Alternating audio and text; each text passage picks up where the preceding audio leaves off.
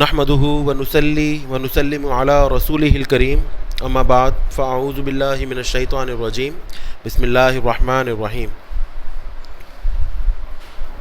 آخری کلاس میں الحمدللہ ہماری سورہ احزاب شروع ہو چکی تھی اور پہلا رکوع ہم نے اس میں ترجمہ اور تفسیر کے ساتھ پڑھ لیا تھا، اور آج کی کلاس میں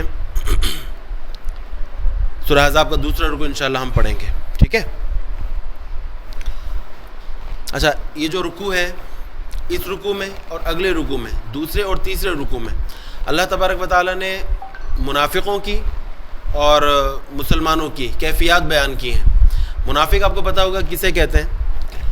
منافق کہتے ہیں ایسے کافر کہ جو در حقیقت دل سے کافر ہوں لیکن بظاہر مسلمان بنے ہوئے ہوں، اور مسلمان بن کر مسلمانوں کے درمیان رہ رہے ہوں، چاہے نماز پڑھ رہے ہوں، حضور کے ساتھ آگے پیچھے پھر رہے ہوں، حضور سے گلے مل رہے ہوں، مصافحہ کر رہے ہوں، حضور کے پیچھے نمازیں پڑھ رہے ہوں، باتیں مان رہے ہوں، لیکن در حقیقت دل میں وہ کافر ہوتے ہیں اور اسلام کی دشمنی میں اسلام کو نقصان پہنچانے کے لیے وہ مسلمان بنے ہوئے ہوتے ہیں، ٹھیک ہے؟ جس کو محاورے میں کہا جاتا ہے کہ بھیڑ کی کھال میں بھیڑیا، تو وہ ہوتے ہیں منافق، در حقیقت کافر ہوتے ہیں وہ۔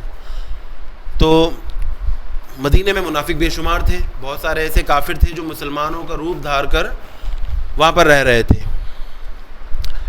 تو اب یہ جو رکوع آ رہا ہے اس کے اندر غزوہ احزاب میں جب مسلمان جنگ کرنے کے لیے گئے، سامنے 10,000 کافروں کا لشکر ہے اور مسلمان جو ہے تقریباً 3,000 کے قریب تھے، جن میں سے تقریباً 300-400 کے قریب جو ہے منافق بھی تھے۔ تو اب جب جنگ کا وقت آیا، سامنے دیکھا اتنی بڑی لشکر ہے اور پیچھے سے بنو قریظہ والوں نے بھی غداری کر دی ہے، ایک مشکل معاملہ تھا، سب مسلمانوں کو وہاں پر آزمایا گیا۔ تو وہاں پر جو منافق تھے ان کا کیا حال تھا جنگ میں، حالت جنگ میں، میدان جنگ میں منافقوں کا کیا حال تھا، وہ اس رکوع میں بتایا جائے گا۔ اب ذرا دیکھیے گا، آپ لوگ سمجھ گئے منافق کسے کہتے؟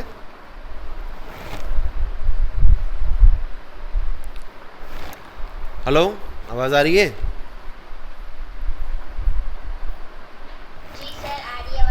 ٹھیک ہے، اب دیکھیے فرمایا اللہ تعالیٰ نے، بسم اللہ الرحمن الرحیم، یا ایھا الذین آمنوا اذکروا نعمت اللہ علیکم اذ جاءتکم جنود فارسلنا علیہم ریحا وجنودا لم تروها وکان اللہ بما تعملون بصیرا۔ فرمایا یا ایھا الذین آمنوا، اے ایمان والوں، اذکروا، یاد کرو، نعمت اللہ تعالیٰ کی اس نعمت کو، علیکم جو تم پر اس وقت ہوئی، اذ جاءتکم جنود جب بہت سارے لشکروں نے تم پر حملہ کر دیا، ٹھیک ہے؟ غزوہ احزاب کا یہاں پر ذکر ہے، بہت سارے لشکر غزوہ احزاب کے اندر ہی تھے، اس لیے اس کو احزاب کہا جاتا ہے۔ حزب مانے ایک لشکر اور احزاب مانے بہت سارے لشکر۔ تو وہ وقت یاد کرو جب بہت سارے لشکروں نے کفار کے تم پر حملہ کر دیا، تو اللہ تعالیٰ کی اس نعمت کو یاد کرو جو تم پر اس وقت ہوئی۔ کیا نعمت ہوئی؟ فرمایا فَأَرْسَلْنَا عَلَيْهِمْ رِيحًا وَجُنُودًا لَمْ تَرَوْهَا، فَأَرْسَلْنَا تو ہم نے بھیجا ان کفار پر، ریحًا آندھی کو، وجنوداً اور ایسے لشکروں کو بھیجا، لم تروها جن کو تم نہیں دیکھ سکتے تھے، ٹھیک ہے؟ آپ لوگوں نے وہ ویڈیو دیکھی ہوگی، غزوہ احزاب کی تفصیل آپ لوگوں نے سن لی ہوگی، میری سن 5 ہجری کے واقعات میں وہ ویڈیو ہے، موجود ہے، وہ اگر نہیں دیکھی تو دیکھ لیجئے گا۔ تو اس کے اندر تفصیل سے میں نے بیان کیا ہے کیا ہوا تھا۔ 1 مہینے کے محاصرے کے بعد جب مسلمان ایک طرف تھے، خندق کے دوسری طرف کافر تھے، 1 مہینہ گزر گیا تو پھر اللہ تعالیٰ نے مدد بھیجی اور کفار پر عذاب کس طرح نازل ہوا؟ اللہ تعالیٰ نے باد صرصر کا طوفان بھیجا تھا۔ باد صرصر ایک ایسا طوفان ہوتا ہے یہ جو ہے ریگستان میں چلتا ہے اور اتنا خطرناک ہوتا ہے کہ درختوں تک کو اکھاڑ کے لے جاتا ہے۔ تو وہ ہوا، وہ آندھی، وہ طوفان اللہ تعالیٰ نے بھیجا، اور کیا اس کے اندر معجزہ تھا، کیا کرامت تھی اس میں؟ وہ یہ تھی کہ خندق کھچی ہوئی تھی، ایک طرف مسلمان دوسری طرف کافر، تو وہ آندھی جو تھی وہ صرف کافروں کی لشکر پر جو آئی اور مسلمانوں پر اس کی ہوا تک نہیں چلی۔ مسلمان ساری رات سوتے رہے، صبح اٹھے تو دیکھا سامنے کی طرف سب تتر بتر ہوا ہوا تھا، سارے کافر اپنا جو ہے مال و اسباب چھوڑ کر بھاگ چکے تھے۔ تو اللہ تعالیٰ نے وہ آندھی بھیجی تھی اور وہ فرشتے آندھی لے کر آئے تھے، اگلی بات میں اس کا ذکر ہے۔ فرمایا وہ جنود لم تروها، ایسے لشکر بھیجے اللہ تعالیٰ نے کہ جن کو تم نہیں دیکھ سکتے تھے۔ تو وہ کون سے لشکر تھے؟ وہ فرشتوں کے لشکر تھے، ٹھیک ہے؟ حضرت سیدنا جبریل امین علیہ السلام اپنے ساتھ فرشتوں کی فوج لے کے اترے تھے اور وہ آندھی لے کے اترے تھے۔ اور اس بات کا ثبوت مزید حدیث سے بھی ہوتا ہے کہ نبی علیہ السلام جب گھر پہ تشریف لے آئے اور اپنا جو ہے وہ لباس، جنگ کا لباس اتار کر نہانے کی تیاری کرنے لگے تو حضرت سیدنا جبریل امین آ گئے، خود جو ہے وہ جنگ کا لباس پہنے ہوئے تھے، کہنے لگے یا رسول اللہ آپ نے اپنا جنگی سامان اتار دیا؟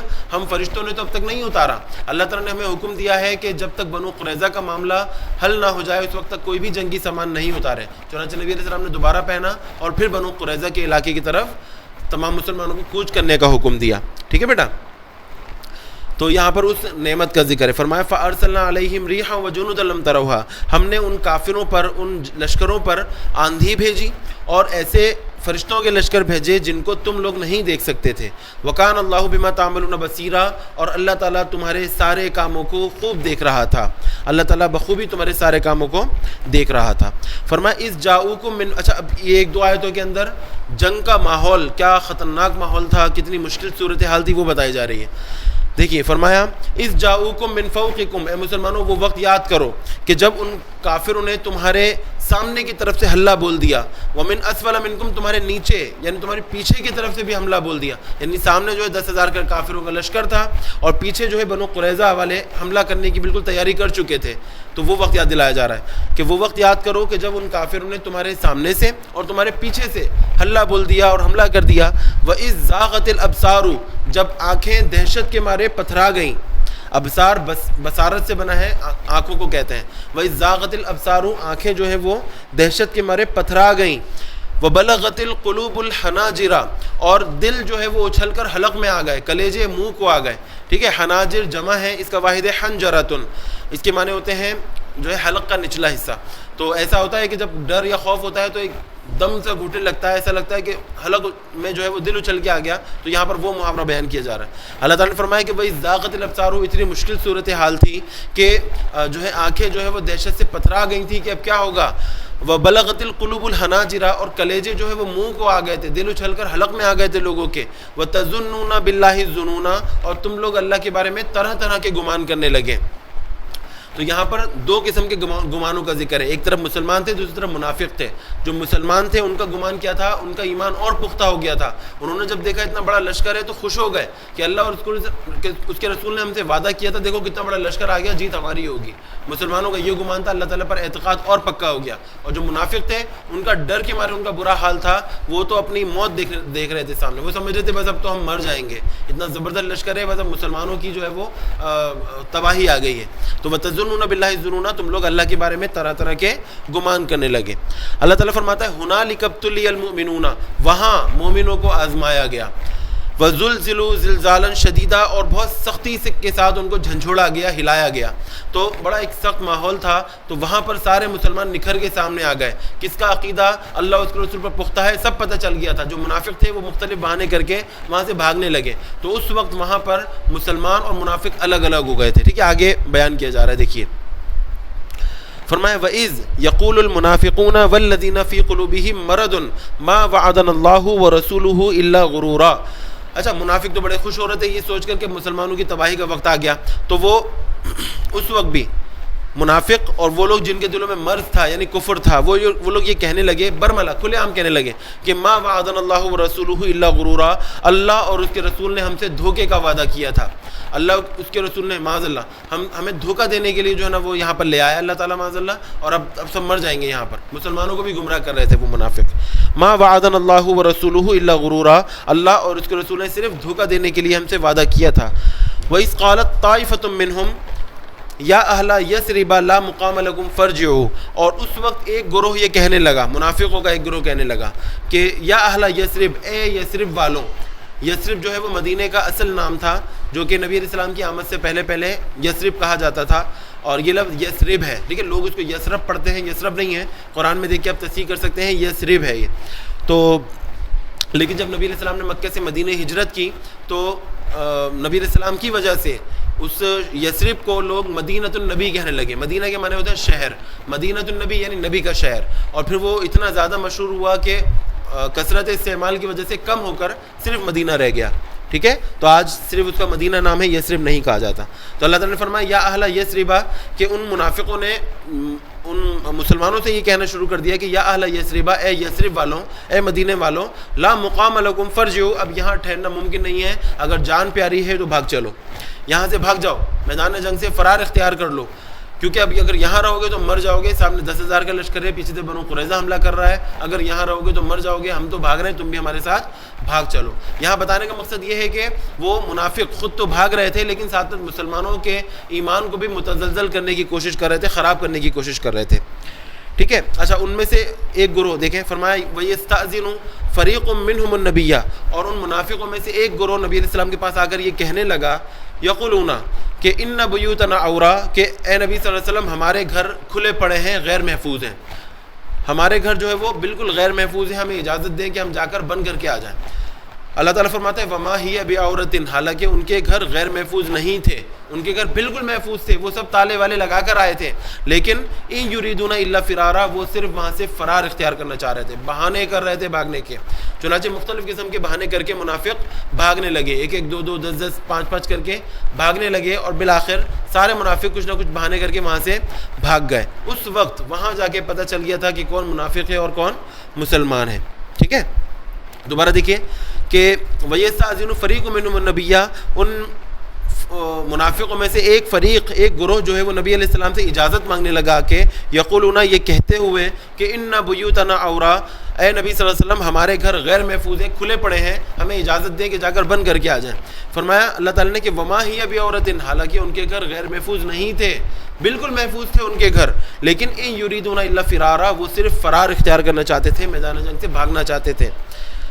ان کی کیا حالت تھی؟ فرمایا وَلَوْ دُخِلَتْ عَلَيْهِمْ مِنْ أَقْطَارِهَا، اگر کفار کا لشکر بالفرض اگر خندق نہیں ہوتی، کفار کا لشکر اندر گھس آتا مدینے میں، فرماتا ہے وَلَوْ دُخِلَتْ عَلَيْهِمْ مِنْ أَقْطَارِهَا، اگر اطراف سے مدینے کے کناروں سے کفار کا لشکر اندر گھس آتا، ثُمَّ سُئِلُوا الْفِتْنَةَ، پھر ان سے کہا جاتا کہ فتنے میں شریک ہو جاؤ، ہمارے ساتھ مل کے مسلمانوں کے خلاف جنگ کرو، اللہ تعالیٰ فرماتا ہے لَآتَوْهَا، سب کے سب شریک ہو جاتے، سب کے سب مسلمانوں کے خلاف کافروں کے ساتھ مل جاتے، وما تلبسوا بها الا یسیرا، اور اس میں بہت تھوڑا سا توقف کرتے، بہت تھوڑی دیر رکتے، اور سب کے سب شامل ہو جاتے مسلمانوں کو مارنے کے لیے۔ یہ سب باتوں کا مقصد بتانے کا یہ ہے کہ منافق در حقیقت کافر ہوتے ہیں، منافق در حقیقت مسلمانوں کے دشمن ہوتے ہیں، وہ بس طاق میں لگے ہوئے ہوتے ہیں، وہ انتظار میں ہوتے ہیں کہ کب ہمیں موقع ملے اور مسلمانوں کو کوئی نقصان پہنچا دیں۔ عقیدہ ان کا خراب کرنے میں لگے پڑے رہتے تھے، مسلمانوں کو جانی مالی نقصان پہنچانے میں لگے رہتے تھے، ان کا یہ حال تھا۔ اللہ تعالیٰ نے فرمایا کہ اگر کافر کفار مکہ وہ پورا لشکر احزاب والا اگر خندق نہیں ہوتی مدینے میں گھس آتا اور ان سے کہتے کہ ہمارے ساتھ مل جاؤ، مسلمانوں کے خلاف جنگ کرو، تو فوراً یہ شامل ہو جاتے، وما تلبسوا بها الا یسیرا، اور بہت تھوڑی دیر کے لیے توقف کرتے، فوراً شامل ہو جاتے، ٹھیک ہے۔ فرمایا کہ وَلَقَدْ كَانُوا عَاهَدُوا اللَّهَ مِنْ قَبْلُ، حالانکہ یہی لوگ اس جنگ سے پہلے اللہ تعالیٰ سے وعدہ کر چکے تھے، عہد کر چکے تھے کہ لا یولون الادبار، میدان جنگ سے پیٹ نہیں پھیریں گے، نبی علیہ السلام کا ساتھ دیں گے، مسلمانوں کا ساتھ دیں گے، میدان جنگ سے پیٹ نہیں پھیریں گے۔ لیکن اب ان کی کیا حال ہے کہ جب سر پہ آئی، جب عمل کا وقت آیا تو اس وقت یہ بھاگنے لگے وہاں سے۔ فرمایا وَكَانَ عَهْدُ اللَّهِ مَسْئُولًا، یہ بات یاد رکھو کہ اللہ تعالیٰ سے جو بھی عہد کیا جاتا ہے، جو بھی وعدہ کیا جاتا ہے، مسئولا، اس کے بارے میں ضرور پوچھا جائے گا، سوال کیا جائے گا، قیامت میں اللہ تعالیٰ نہیں چھوڑے گا، ٹھیک ہے۔ وَكَانَ عَهْدُ اللَّهِ مَسْئُولًا۔ آگے فرمایا قل، اے نبی آپ ان سے فرما دیجئے، لن ينفعكم الفرار ان فررتم من الموت او القتل واذا لا تمتعون الا قليلا، کہ تم یہاں سے بہانے کر کے، مختلف قسم کے بہانے کر کے بھاگ رہے ہو، جان بچا کے بھاگ رہے ہو، تو مجھے یہ بتاؤ کہ یہاں سے اگر تم بھاگ جاؤ گے تو کتنے عرصے جی لو گے؟ 1 سال 2 سال 10 سال، زیادہ سے زیادہ کتنا سال جی لو گے؟ مرنا تو ہے، موت تو کنفرم ہے، موت تو برحق ہے، وہ تو آنی ہی ہے۔ اللہ تعالیٰ نے فرمایا دیکھیں قل لن ينفعكم الفرار، اے نبی صلی اللہ علیہ وسلم آپ ان بھگوڑوں سے، ان منافقوں سے کہہ دیجئے کہ لن ينفعكم الفرار، یہ فرار تمہیں کوئی فائدہ نہیں دے گا، یہاں سے جو تم بھاگ رہے ہو میدان جنگ سے، یہ تمہیں کوئی فائدہ نہیں دے گا۔ ان فررتم من الموت او القتل، اگر تم موت یا قتل سے فرار ہو کے بھاگنا چاہتے ہو، بچنا چاہتے ہو، وَإِذَا لَا تُمَتَّعُونَ إِلَّا قَلِيلًا، اگر تم بھاگ کر اپنی جان بچا بھی لی تو بہت زیادہ عرصے تم اس سے لطف اندوز نہیں ہو سکتے، اپنی زندگی سے بہت زیادہ عرصے نہیں جی سکتے، مرنا تو پھر بھی ہے، اگر میدان جنگ میں نہیں مرو گے تو اپنے بستر پہ جا کے مرو گے، لیکن مرنا ضروری ہے۔ فرمایا قل اے نبی آپ ان سے فرما دیجئے من ذا الذی یعصمکم من اللہ ان اراد بکم سوءا او اراد بکم رحمہ، آپ ان سے فرما دیجئے کہ تمہیں کون بچا سکتا ہے اللہ تعالیٰ سے اگر اللہ تعالیٰ تمہیں کوئی برائی کا ارادہ کرے، تمہارے ساتھ کوئی برائی کا ارادہ کرے، اللہ تعالیٰ تمہیں کوئی عذاب یا برائی دینا چاہے، اللہ تعالیٰ کو کون روک سکتا ہے؟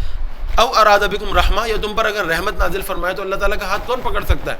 اللہ تعالیٰ کو کوئی نہیں روک سکتا، اللہ تعالیٰ کی مرضی ہے، وہ چاہے تو ان پر عذاب نازل کرے، چاہے تو ان پر رحمت نازل کرے، اللہ تعالیٰ مالک ہے۔ فرمایا ولا یجدون لهم من دون اللہ ولیا ولا نصیرا، اور اللہ تعالیٰ کے سوا کوئی بھی مددگار اور کوئی بھی دوست نہیں پائیں گے یہ لوگ اللہ تعالیٰ اس کے رسول کو مسلمانوں کو چھوڑ کر بھاگ رہے ہیں، کچھ عرصے جئیں گے، اس کے بعد تو مرنا ہی ہے، اور پھر اللہ تعالیٰ کے علاوہ کوئی اور ان کا مددگار نہیں ہوگا۔ تو یہ دو آیتوں کا مقصد یہ تھا بتانے کا کہ اللہ تعالیٰ ہی بہترین مددگار ہے، اللہ تعالیٰ کی پناہ میں آؤ، بننا ہے تو سچے پکے مسلمان بنو تو نجات ہے، منافق بننا اور اس طرح یہاں سے جان چھڑا کر بھاگنا، اس سے تمہیں کوئی فائدہ نہیں ہوگا، موت بہرحال آنی ہے۔ ٹھیک ہے بیٹا؟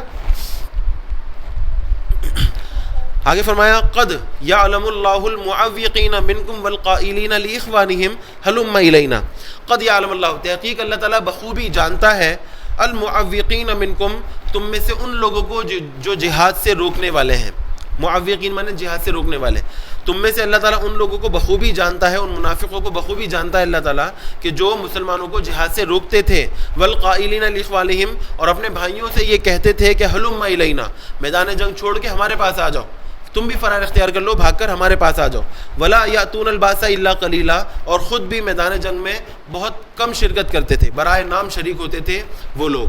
ٹھیک ہے، وہی منافق ہیں کہ خود بھی جو ہے وہ میدان جنگ سے بھاگ رہے تھے، دور رہتے تھے، خیموں میں رہتے تھے، اور مسلمانوں کو بھی اکساتے رہتے تھے کہ میدان جنگ چھوڑو، بھاگ کر ہمارے پاس آ جاؤ اگر اپنی جان پیاری ہے تو۔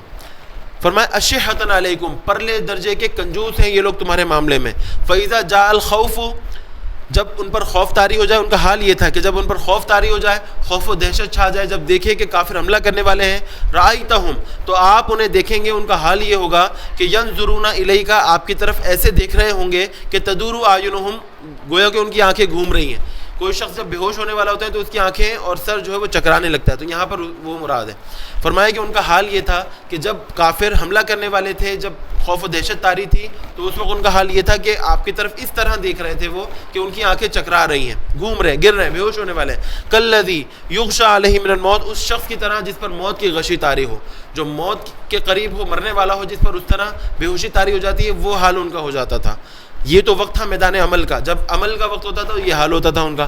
فَإِذَا ذَهَبَ الْخَوْفُ، اور جب خوف چلا جاتا، مسلمان جنگ جیت جاتے، سَلَقُوكُمْ، تو تمہیں اذیت پہنچاتے تھے وہ، بِأَلْسِنَةٍ، اپنی تیز زبانوں سے، بِأَلْسِنَةٍ حِدَادٍ مانے تیز زبانیں، تلواروں کی طرح زبانیں، تو اپنی تیز زبانوں سے تمہیں اذیتیں پہنچاتے تھے، تانے دیتے تھے مختلف قسم کے۔ أَشِحَّةً عَلَى الْخَيْرِ، اور مال غنیمت کے بارے میں بڑے لالچی تھے یہ لوگ، یعنی حال ان کا یہ تھا کہ میدان جنگ میں نہیں آتے تھے، جنگ نہیں لڑتے تھے، دور دور رہتے تھے، اور جب مسلمان جیت جاتے تو شامل ہو جاتے تھے اور ان میں کہتے تھے لاؤ ہمارا حصہ، ہم نے بھی جنگ لڑی ہے، ہمیں بھی مال غنیمت ملے گا، تم تو نہیں لڑ رہے تھے، ہم لڑ رہے تھے۔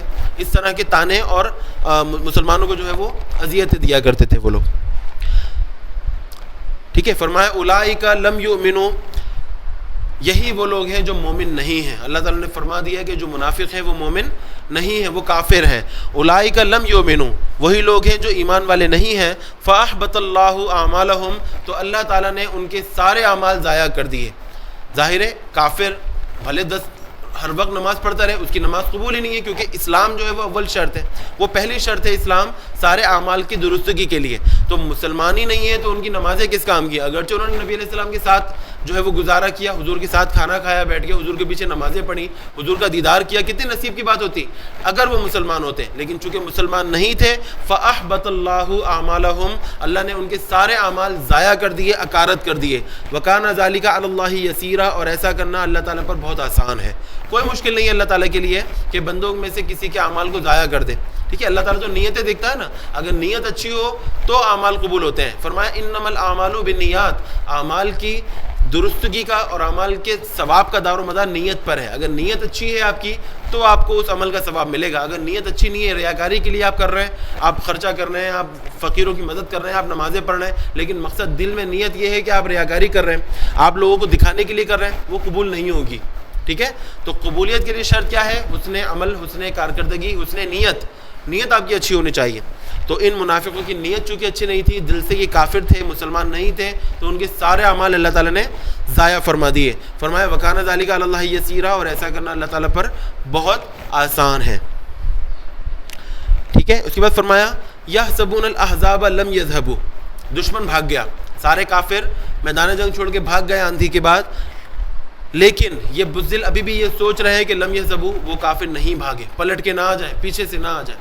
مطلب ان کے ڈر کا حال یہ تھا منافقوں کے, اتنے زیادہ ڈرے ہوئے تھے کافروں کی تعداد اور لشکر کو دیکھ کر کہ بھاگ چکے ہیں وہ لوگ, لیکن پھر بھی یہ دل میں یہ ان کی ہول اٹھ رہی ہے, ان کا یہ ڈر اٹھ رہا ہے کہ واپس پلٹ کے نہ آ جائیں یہ لوگ. فرمایا وَإِن يَأْتِ الْأَحْزَابُ, اور بالفرض اگر وہ کافر پلٹ کے واپسی آ جاتے, یودو, تو یہ پسند کرتے, یہ چاہتے, یہ خواہش کرتے کہ لو انہم بادون فی الاعراب یسألون عن انبائکم, ہم شہر میں پیدا ہی نہ ہوتے.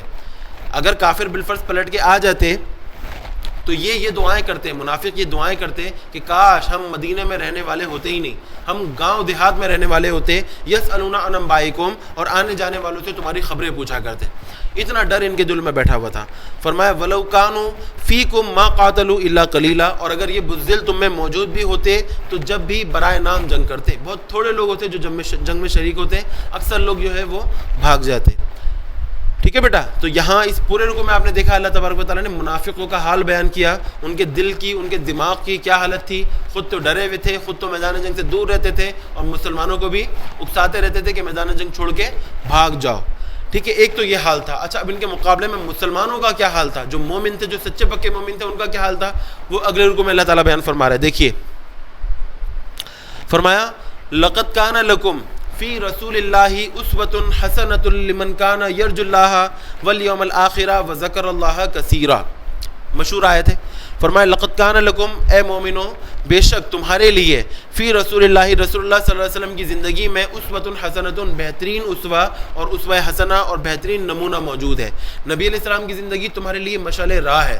نبی علیہ السلام نے جو اپنی زندگی میں کام کیے اس کو اپنا لو, ان کی سنتوں پر عمل کرو, تمہاری آخرت بہتر ہو جائے گی. مشہور آیت ہے. فرمایا لمن کانا, ہر اس شخص کے لیے حضور کی زندگی بہترین نمونہ ہے. لمن کانا یرجو اللہ, جو اللہ تعالیٰ سے ملنے کا یقین رکھتا ہو, والیوم الآخرہ, اور قیامت کے آنے کا یقین رکھتا ہو, وذکر اللہ کثیرا, اور اللہ تعالیٰ کو بہت زیادہ یاد کرتا ہو, اللہ تعالیٰ کا بہت زیادہ ذکر کرتا ہو. ٹھیک ہے. اچھا, یہاں پر یہ ہے یرجو اللہ. یرجو کے معنی ویسے ہوتے ہیں امید کرنا, مطلب اس کا اصل ترجمہ تو یہ ہوگا لمن کانا یرجو اللہ, جو اللہ تعالیٰ سے ملنے کی امید رکھتا ہو اور قیامت کے دن کے آنے کی امید رکھتا ہو. لیکن مسلمانوں کا چونکہ عقیدہ ہوتا ہے تو اس لیے یہاں پر یقین کا معنی ہوگا کہ جو اللہ تعالیٰ سے ملنے کا یقین رکھتا ہو اور آخرت کے آنے کا یقین رکھتا ہو, تو اس کے لیے نبی علیہ السلام کی زندگی بہترین نمونہ ہے. ٹھیک ہے. اچھا, اب اگلی آیت میں دیکھیں مومنوں کا حال. منافقوں کا حال ہم پڑھ چکے ہیں پچھلے رکوع میں, اب یہاں پر مومنوں کا حال بیان ہو رہا ہے. فرمایا ولما رأى المؤمنون الاحزاب, اور جب مومنوں نے ان احزاب کو دیکھا, ان لشکروں کو دیکھا, کفار کے جو لشکر تھے اتنے سارے 10,000, جب مومنوں نے ان کو دیکھا, قالوا, تو خوشی سے چلا اٹھے, چیخ پڑے, ھذا ما وعدنا اللہ ورسولہ, ارے یہ تو وہی لشکر ہے جس کا اللہ اور اس کے رسول نے ہم سے وعدہ کیا تھا, یہ تو وہی لشکر ہے. وصدق اللہ ورسولہ, اللہ اور اس کے رسول نے سچ فرمایا تھا, اللہ اور اس کے رسول نے سچا وعدہ کیا تھا. آپ دیکھیں یہ مومنوں کا حال تھا. ادھر منافقوں کا کیا حال بیان کیا تھا, وہ ڈر گئے, کہنے لگے کہ اللہ اور اس کے رسول نے ہم سے دھوکے کا وعدہ کیا تھا. منافق یہ کہنے لگے. اور مسلمانوں کا کیا حال تھا, خوشی سے چلا رہے, یہ تو وہی لشکر ہے جس کا اللہ اور اس کے رسول نے ہم سے وعدہ کیا تھا کہ ایک بڑا لشکر آئے گا اور ہمیں فتح ملے گی. دیکھو وہ لشکر آ گیا, یقیناً فتح ہماری ہوگی. صدق اللہ ورسولہ, اللہ اور اس کے رسول نے ہم سے سچا وعدہ کیا تھا. فرمایا وما زادہم الا ایمانا و تسلیما, اتنے بڑے لشکر جرار کو دیکھ کر دشمن کے, ان کے ایمان اور جذبہ تسلیم اور زیادہ بڑھ گیا, اس میں کوئی کمی نہیں آئی بلکہ اور زیادہ بڑھ گیا. یہ حال تھا مومنوں کا, اور وہ حال تھا منافقوں کا. وہ لوگ ڈرے اور مرے جا رہے تھے, اور یہاں مومن خوشی سے جو ہے وہ بے حال ہو رہے تھے. ان کا ایمان اور زیادہ بڑھ گیا تھا کہ اتنا بڑا لشکر آ گیا, دیکھو حضور نے ایسا فرمایا تھا, دیکھو ویسے ہی ہوا. ٹھیک ہے. فرمایا من المؤمنین رجال صدقوا ما عهد اللہ علیہ فمنهم من قضى نحبه ومنهم من ينتظر وما بدلوا تبدیلا. مشہور آیت ہے, اور یہ آیت جو ہے وہ کچھ مشہور صحابہ کے بارے میں نازل ہوئی. پہلے ترجمہ دیکھیے, پھر میں آپ کو ایک دو واقعہ سناتا ہوں. فرمایا من المؤمنین, مومنوں میں سے, رجال ایسے جوان مرد موجود ہیں, مومنوں میں ایسے بہادر مرد موجود ہیں, صحابہ کرام موجود ہیں, صدقوا ما عهد اللہ علیہ, کہ انہوں نے وہ وعدہ سچ کر دکھایا جو اللہ تعالیٰ سے انہوں نے کیا تھا. فمنهم من قضى نحبه ومنهم من ينتظر, تو ان میں سے کچھ بہادر صحابہ ایسے ہیں جو اپنی مدت, اپنی نظر, اپنا عہد پورا کر چکے ہیں. ومنهم من ينتظر، اور کچھ ایسے ہیں جو انتظار کر رہے ہیں اپنی شہادت کا، اپنے اس وعدے کو پورا کرنے کا. وما بدلوا تبدیلا، اور انہوں نے اپنی اس وعدے میں کوئی تبدیلی نہیں آنے دی. فرمائے لیجزی اللہ الصادقین بصدقہم، اور یہ اس لیے تھا تاکہ اللہ تعالیٰ سچوں کو ان کے سچ کی وجہ سے ثواب عطا فرمائے، اچھا بدلہ دے. ویعذب المنافقین، اور منافقوں کو عذاب عطا فرمائے، ان شاء اگر چاہے تو، او یتوب علیہم، اور چاہے تو ان کی توبہ قبول فرما لے، اللہ کی مرضی ہے. ان اللہ کان غفور الرحیم، بے شک اللہ تعالیٰ غفور الرحیم ہے. کچھ صحابہ تھے جن کے بارے میں یہ آیت نازل ہوئی، ان میں سے ایک صحابی تھے حضرت سیدنا مصعب بن عمیر. میں آپ کو ان کے بارے میں تفصیل سے بتا چکا ہوں ہجرت کے واقعے میں، مختصراً بتاتا ہوں. حضرت سیدنا مصعب بن عمیر السابقون الاولون میں سے تھے، شروع میں اسلام لانے والے صحابہ میں سے تھے، مکہ میں رہنے والے تھے. ان کے والدین اتنے زیادہ امیر تھے، حضرت سیدنا مصعب بن عمیر اسلام لانے سے پہلے اتنے زیادہ امیر تھے کہ سونے چاندی کے برتنوں میں کھانا کھاتے تھے. ان کے گھر میں اتنے خادم تھے کہ ان کو اٹھ کر پانی نہیں پینا پڑتا تھا، ہر کام جو ہے وہ ان کا حکم دیتے ہی ہو جاتا تھا. لیکن جب اسلام آیا، نبی علیہ السلام نے اسلام کی دعوت دی، سیدنا مصعب بن عمیر کے دل میں اللہ تعالیٰ نے اسلام ڈال دیا، فوراً مسلمان ہو گئے.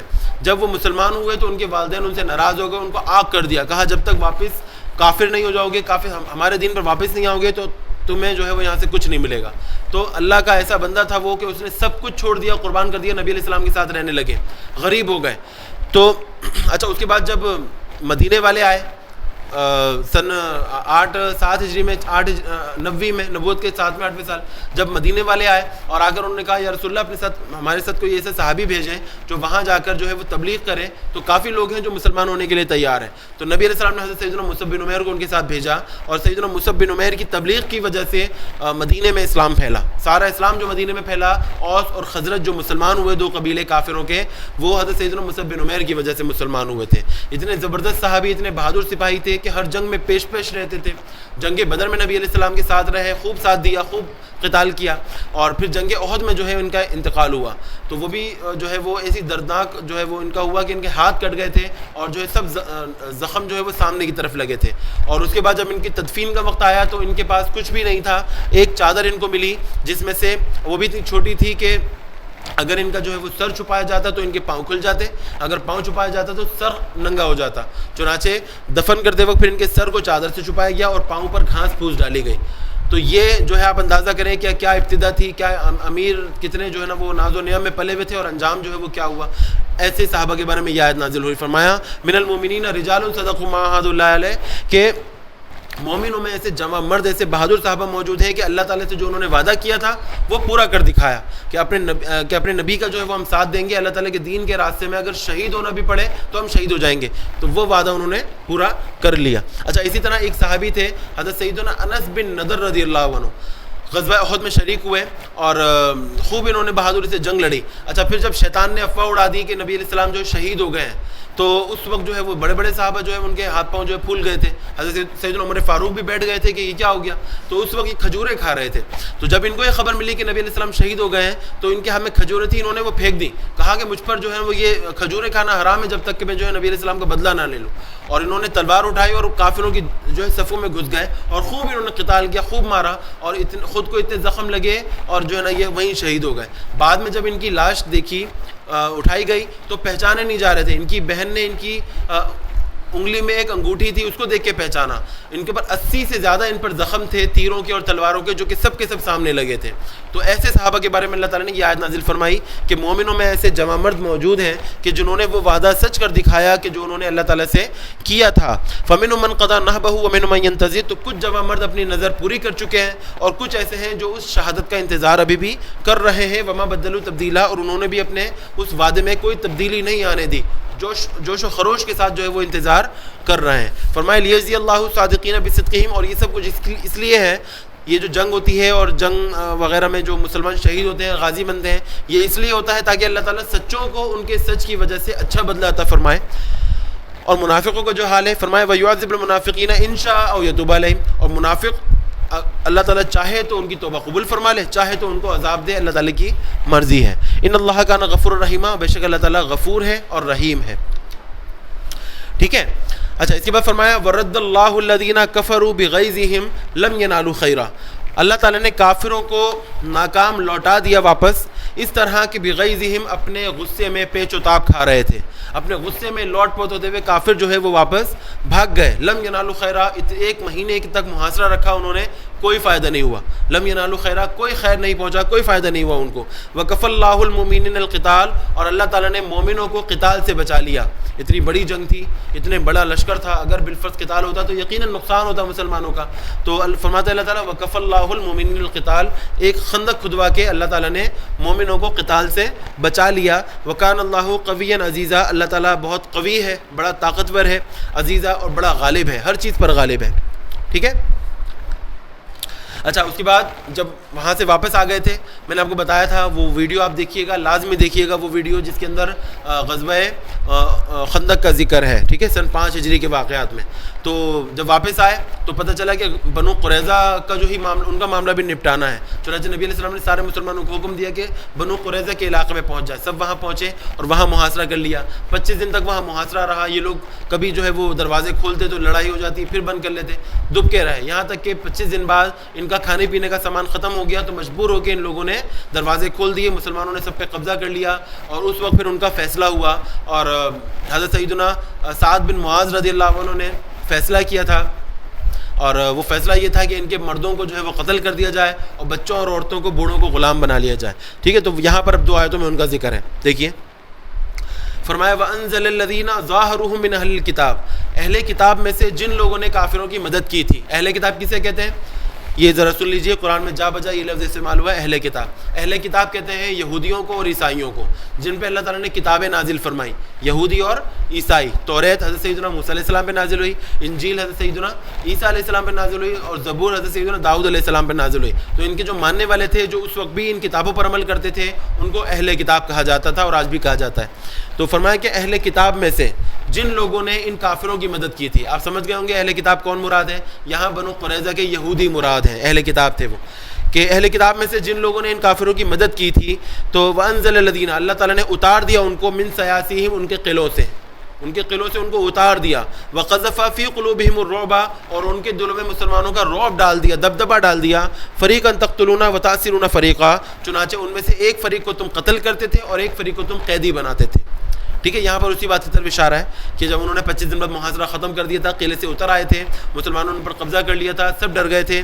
تو اس وقت ایک گروہ کو قتل کرتے تھے, یعنی ان کے بالغ مردوں کو تم قتل کر رہے تھے. وَتَأْسِرُونَ فَرِيقًا, اور ان کی عورتوں بچوں کو تم غلام بنا رہے تھے. فرمایا وَأَوْرَثَكُمْ أَرْضَهُمْ وَدِيَارَهُمْ وَأَمْوَالَهُمْ وَأَرْضًا لَّمْ تَطَئُوهَا وَكَانَ اللَّهُ عَلَىٰ كُلِّ شَيْءٍ قَدِيرًا, اور اللہ تعالیٰ نے تمہیں وارث بنایا أَرْضَهُمْ, ان کی زمینوں کا, وَدِيَارَهُمْ, ان کے محلات کا, ان کے قلعوں کا, وَأَمْوَالَهُمْ, اور ان کے مال و متاع کا, وَأَرْضًا, اور ایسی زمین کا بھی مالک بنایا, لم تطئوها, جہاں تمہارے قدم نہیں پہنچے تھے.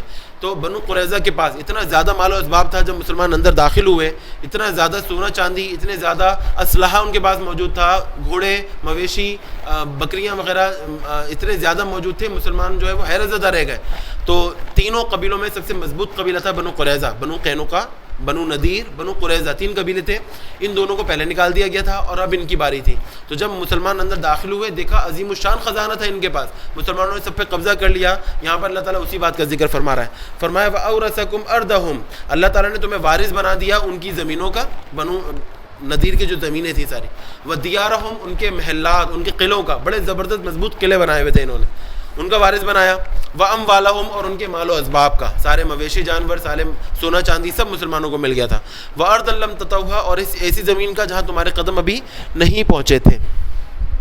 ٹھیک ہے. فرمایا وَكَانَ اللَّهُ عَلَىٰ كُلِّ شَيْءٍ قَدِيرًا, اور بے شک اللہ تعالیٰ ہر چاہے پر قادر ہے, جو چاہے اللہ تعالیٰ کر سکتا ہے. اچھا, یہ جب جنگ ختم ہوئی سن 5 ہجری میں, بنو قریظہ کو ہرانے کے بعد پورے مدینے پر مسلمانوں کی حکومت ہو گئی تھی, اور جو یہودی باقی رہ گئے تھے وہ بھی ختم ہو گئے تھے, ان سب کا نام و نشان مٹ گیا تھا. ٹھیک ہے, پورے مدینے پر مسلمانوں کی حکومت ہو گئی تھی, اور اس کے بعد مسلمانوں کی تنگ دستی جو تھی وہ ختم ہو گئی, مسلمان خوشحال ہو گئے تھے الحمدللہ. تو آج جو ہے وہ ہم نے ایک ہی کلاس کے اندر 2 رکوع پڑھ لیے ماشاءاللہ, اور امید ہے کہ آپ لوگوں کو سمجھ میں آیا ہوگا. اگر کوئی بات آپ کو سمجھ میں نہیں آئی تو آپ مجھ سے پوچھ سکتے ہیں, 2 منٹ باقی ہیں کلاس ختم ہونے میں. الحمدللہ ٹھیک ہے بیٹا, چلیں, بہت شکریہ. انشاءاللہ اگلی کلاس میں دوبارہ حاضر ہوں گے اگلے رکوع کے ساتھ. دعا میں یاد رکھیے گا. السلام علیکم ورحمۃ اللہ وبرکاتہ.